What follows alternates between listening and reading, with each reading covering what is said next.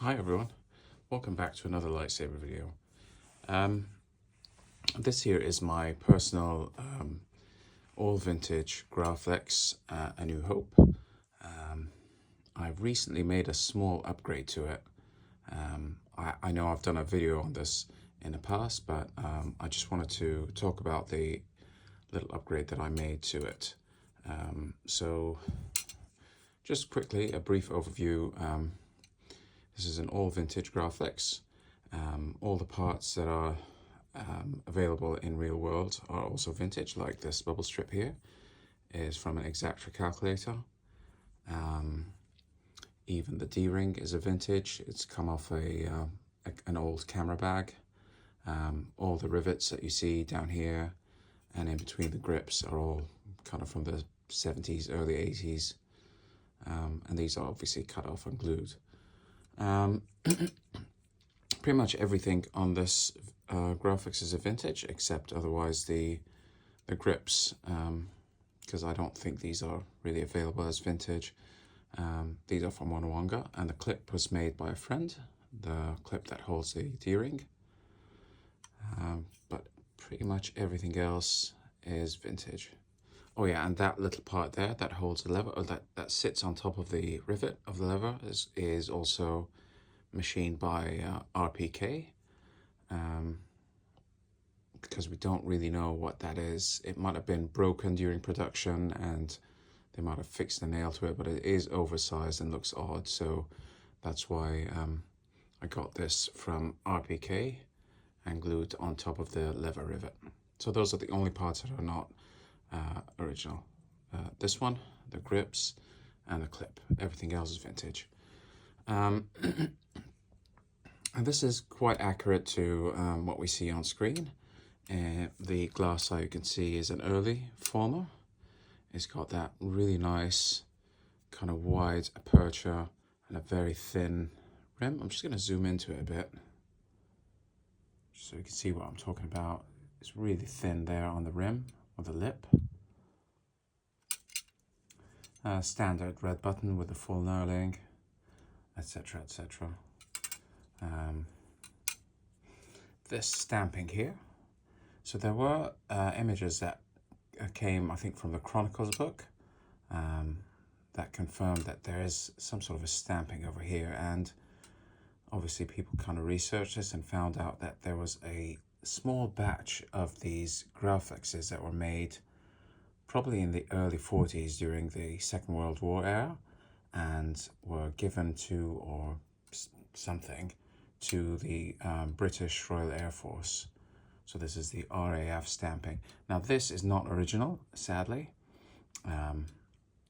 This is obviously the vintage sidebar, but I sent it to Wonawanga to have it correctly stamped. The ones that are already stamped are extremely rare and very difficult to find. I do know a few people who are lucky enough to have them, which is fantastic, but this is not one of them. This is literally just a normal vintage sidebar that I sent to Wonawanga for the stamping. But that brings me on to this upgrade that I'm talking about. So basically, people, I think, deduced that for this particular prop in A New Hope, since it had the RAF stamping, kind of did a little bit more digging on that batch. And I'm just going to go back a little bit and talk about the history of the Graflex. So if you look at the stamping underneath, you won't really see it over here, but I've got this little coin to show. The original stamping would say Graflex 3-cell in the middle, and it would say made by the Folmer Graflex Corp, Rochester, New York, USA. This is known in the community as the Folmer No Pattern. It's a few years later, in the 40s, I think, late 40s. So this would have been the stamping from around 1928 up to sometime in the mid-40s. They all would have had this stamping.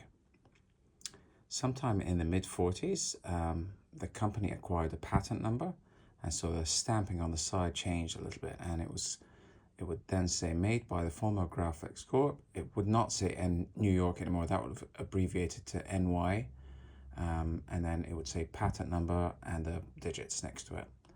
And that is now known as in the community as the Folmer with patent, just to distinguish the earlier Folmer models from the slightly later Folmer models.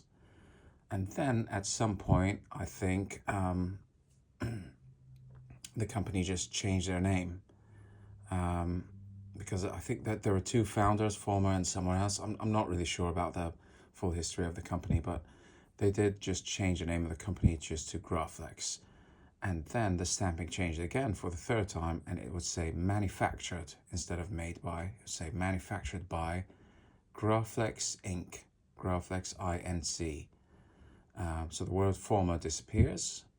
The New York is obviously gone, and there would be still the patent number. And that is known as Graflex Inc. in the community. So there's three models based on sort of timeline.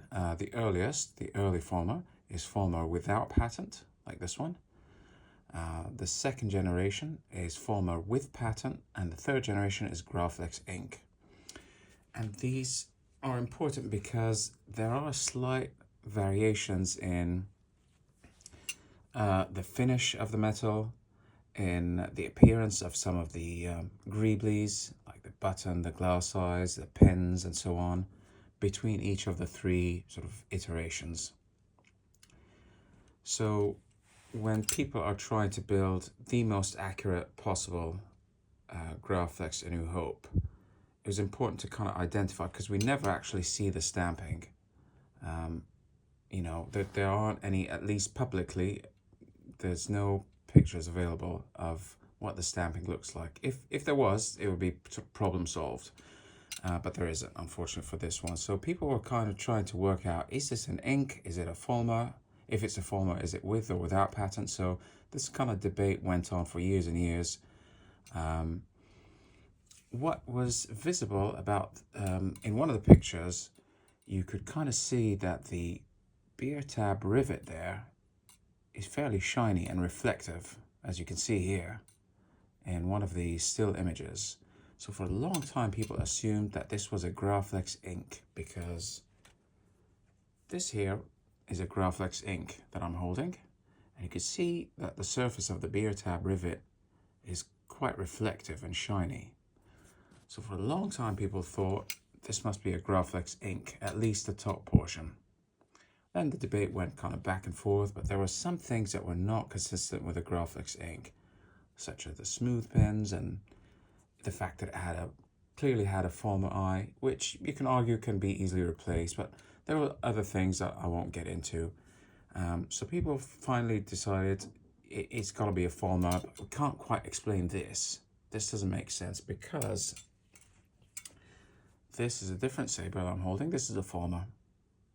If you look at that, that is very flat. There's no reflectivity to it. And even later Folmers, the Folmer with patent, I've seen quite a few of them. They might be a little bit thicker or slightly more machined, but they're still flat. They're not shiny. Contrast that with the ink. It's a clear difference in the beer tab rivets. So that kind of debate went back and forth a bit. Is it a Folmer? Is it an ink? Eventually, people kind of figured out that just the RAF batch, for whatever reason, this small batch of the RAF Folmers was actually maybe like in a transition period or something, but there were some unique features about it that didn't fit with most of the Folmers that you find. It's possible because these are ones that were, they're all made in the US obviously, but these were the ones that were sent to the UK, and these were the widely more common US versions. And that long, sorry about the, I'm kind of going around in circles before, but what I'm trying to say is that this upper is one of those British versions. This upper is the RAF Folmer. So it is a Folmer because we can see it's got the smooth pins with the rounded tips. We know it's a Folmer because it's got inside the bunny ears, it's got that little brass nipple. but it has this machined shiny beer tab, which makes it the RAF Folmer, which is exactly correct for the Graflex A New Hope. Now this upper, the RAF upper, is very, very rare. I don't really know a lot of people who have it. I think I know from the community maybe up to 5 or 6 people that I've talked to who have it. There are obviously people outside the community who aren't very active on the groups who have it, but it's really not that common. I mean, Folmers are getting rare as it is. You know, you go on eBay every few months, a nice Folmer would surface, but 9 times out of 10 it's going to be the regular Folmer. Early or late is still going to be the Folmer with a flat, dull beer tab. So this was an extremely lucky find for me. There are 2 other tells I'm going to talk about. It's not just this. The second tell that differentiates it is if you look now at the the bunny ears. Look at the band down here. You will see that it is quite shiny. I don't know how much you can pick it up on camera, but it is really shiny and reflective compared to the rest of the body, which has a much... This has the normal kind of brushed finish. I don't know if you could see these fine lines, but it is brushed as usual. But the band of the bunny ears is not. It's much more chromed. Probably the best way I could demonstrate is to put it side by side. So this, again, in my hand here is a regular Folmer. Again, brushed finish, brushed, brushed, brushed. And this is brushed right here. You can see maybe the light kind of reflecting of it. And if I put it side by side, right here, you will probably be able to tell that there is a difference in the finish. So again, the one on the right side is a standard early Folmer. The one in the left is an RAF Folmer with the shiny beer, bunny ears tab band. So that's the second tell. So again, shiny beer tab rivet, much like the ink, but it is different to the ink as well. That's another thing. It is very, very thin. If you look at the profile, it's very thin. Even though it's machined and shiny, its profile is very thin compared to the ink. On the surface, it looks about the same, but then if you look at the side, it's a lot more. It's got a bit of a bevel. And finally, the third tell is the slotted screw that sits above the glass eye. Again, look at how shiny and chromed that is. That is very unusual for Folmers and Graflexes in general. All of them come with a brushed screw. The shiny screw is only present, as far as I know, on the RAF Folmer, which is this one, and on the even earlier version, but slightly more common, ironically, the 1928 all chrome. That is a very shiny machined, not machined, is a very shiny chrome Folmer called the 1928 because it's one of the earliest. That's actually the version that's used on the Force Awakens prop. So yeah, that one has a shiny screw as well, and shiny bunny ears, and yeah, everything else is chrome as well, including this. So there you have it. Those are the 3 tells of the RAF: the beer tab rivet, the bunny ears band, and the slotted screw. They distinguish it from standard Folmers.